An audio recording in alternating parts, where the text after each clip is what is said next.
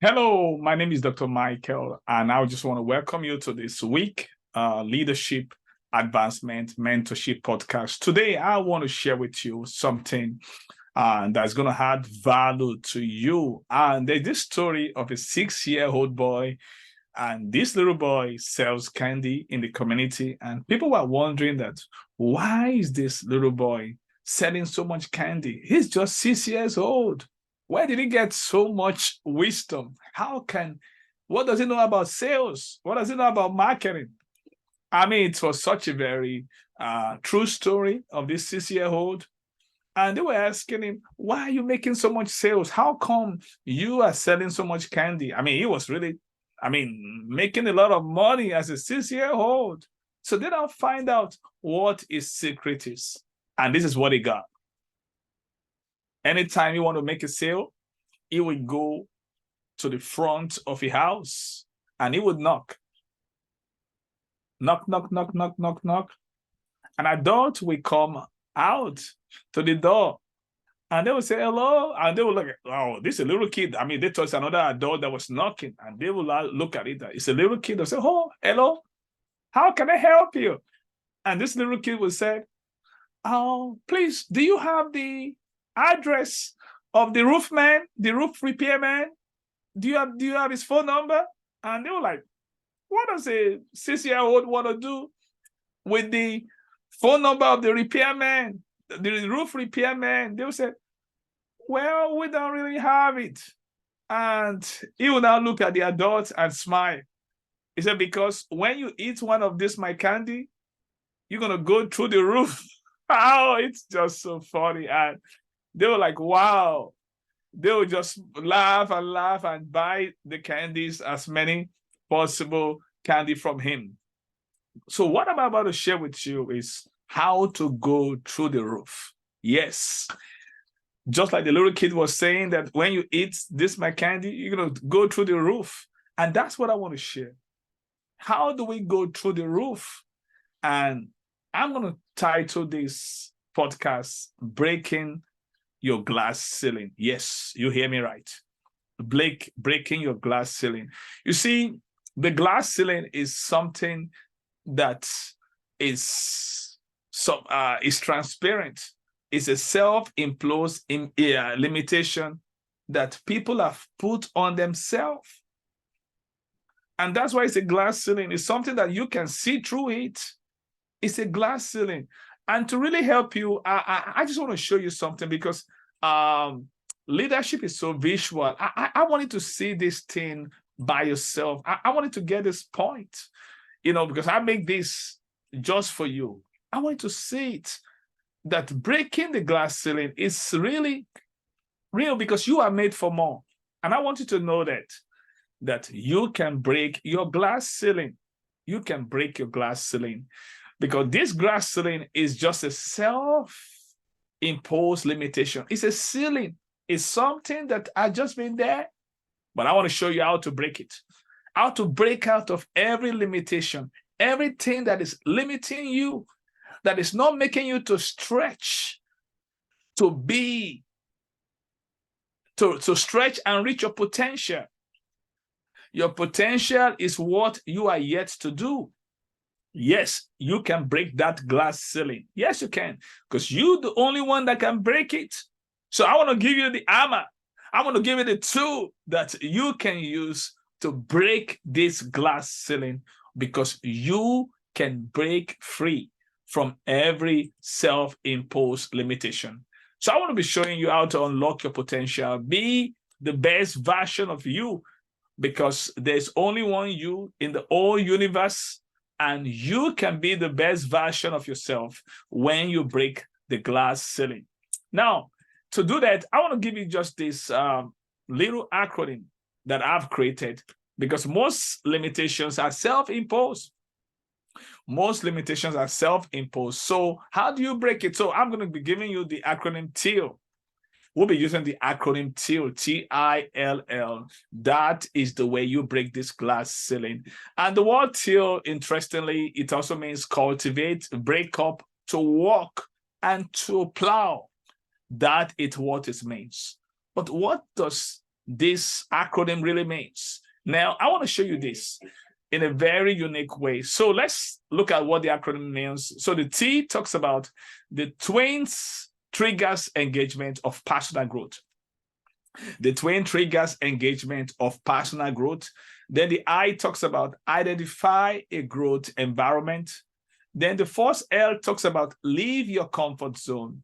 And then the last L talks about learn to soar. This is the way you break your glass ceiling. Like I told you, we're using the acronym TIL, the twin triggers engagement of personal growth, identify a growth environment, leave your comfort zone, and learn to soar. So let's take it one by one. The twin triggers engagement. Now, the twin triggers talks about event and process.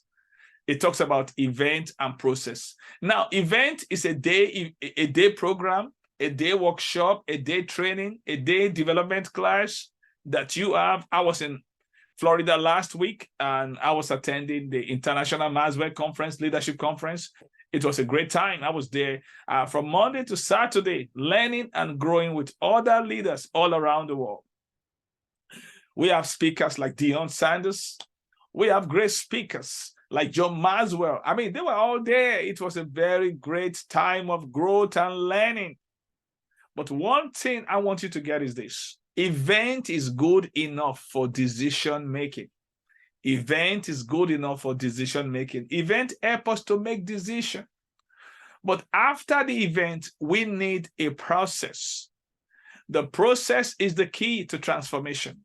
Now, a process is something like a mastermind. A mastermind is a form of a training in which you are learning together with other leaders. You are learning together with them and you are growing together. It's a facilitated training. Then we have something like coaching. It can be a one-on-one coaching or a group coaching.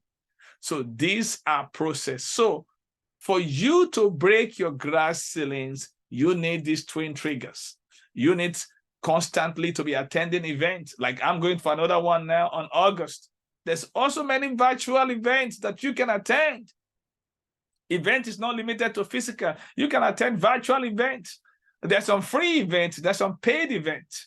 But make sure you intentionally program yourself to attend events for your personal growth. So the second thing is the process. Look for a mastermind. Look for a group coaching.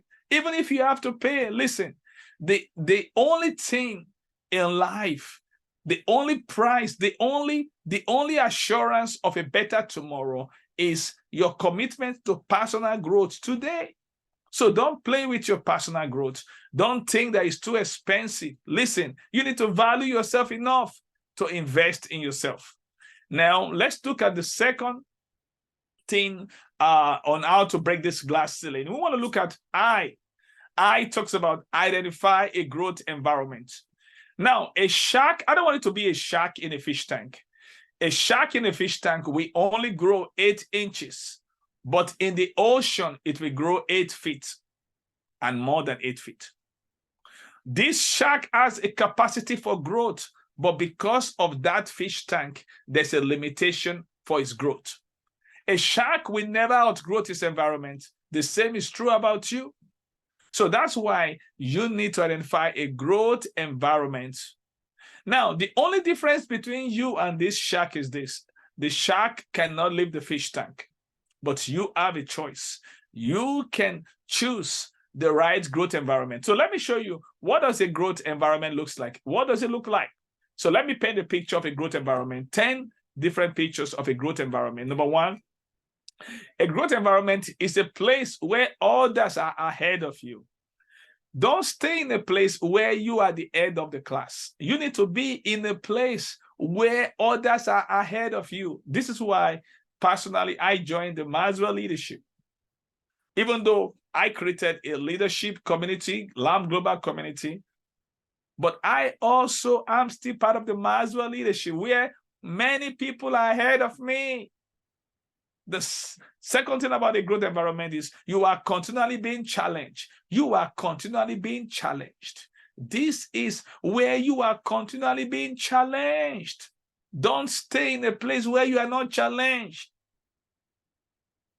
I'm just going to tell you about the 4 different zones. You are continually challenged. This is what happens when you're in a growth environment. It's a place where focus is on forward progress, not looking in the rear view mirror. A growth environment is the atmosphere is affirming and supportive. You are also being pushed out of your comfort zone. A growth environment is where you wake up excited and love what you do. You don't wake up miserable. You wake up because you love what you do. A growth environment is where failure is not your enemy. Failure is your friend, where you are failing forward. A growth environment is where others are learning and growing. You are not the only one. It's contagious. It's rubbing on you. The atmosphere is affirming because others are learning and growing. A growth environment is where people desire to change. A growth environment is where growth is modeled and expected. These are the things that let you know. Now, in case you don't know a growth environment, now I've painted the picture so clearly, you now know it. So identify a growth environment and stay there, because you don't just get into a growth environment, you want to stay right there so that you will continue to grow. Now, the next thing is L, leave your comfort zone. That means step out of your comfort zone. We're spelling the acronym TILL, T-I-L-L. To break your glass ceiling, you have to leave out your comfort zone. Step out of your comfort zone. There's no growth in the comfort zone. Brian Tracy said, move out of your comfort zone. You can only grow if you are willing to feel awkward and uncomfortable when you try something new. Listen, there are 4 different zones in life. I've taught this several times. We have the coasting zone, where you do as little as possible. And Benjamin May says the tragedy in life doesn't lie in not reaching your goal. The tragedy lies in having no goal to reach. The second zone is the comfort zone. It's where you do what you've always done. Nothing new. Same old, same old. Then we have the challenge zone. It's where you attempt to do what you have not done before. That's when you're doing something new. Ellen Keller said life is either a daring adventure or nothing at all. Then we have the creative zone.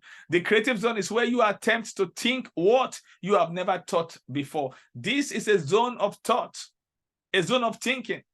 Albert Einstein said, the world as we have created it is a process of our thinking. It cannot be changed without changing our thinking. To change your life, you have to change the way you think. One of the books I'm reading now on my table is How Successful People Think. That's one of the books that I'm reading. How Successful People Think. Because you can't rise above your thought level. This is why you need to leave your comfort zone. Growth happens outside of your comfort zone. So the last alphabet is L, learn to soar. Learn to soar. Now, this soar is a concept that I created. This concept is using the simple acronym SOAR. You will learn a well-proven and easy way to apply 4 practical tips on how to replace a bad habit with a better habit that will increase your leadership effectiveness and increase your productivity. Now, I've taught this severally. It has changed so many lives. Now, when we talk about learn to soar, I want to be mindful that we all have 2 natures inside of us. We have the eagle in us and we have the hippopotamus in us. You see, the hippopotamus in us like to wallow in self-pity. Just would like to be lazy. You know, at times we all have a moment that we just want to get lazy. We don't want to work. The word work means to produce, to become yourself. So the eagle in us is what makes us to walk, to become ourselves, to soar. That's what eagles does. So that's why I created the SOAR acronym. So what does this mean? So in creating a new habit, like I said, you can only replace a bad habit with a new one. A bad habit does not go by itself. It needs a replacement. Just like when you have an empty bottle, the bottle is not really empty. It is full of air. By the time you pour in water inside the bottle, you start seeing the bubbles coming out. The air is leaving because the water is coming in. So this is what the SOAR acronym is all about. Whenever you want to create a new habit, you make it small. Make the new habit small. Let's say you want to start reading a book, and your new habit is reading books. So just make it small. Just tell yourself, I want to read 1 page a day. That's how I'm reading 7 books now. But I have to start from 1 book. Just make a commitment to read 1 page a day.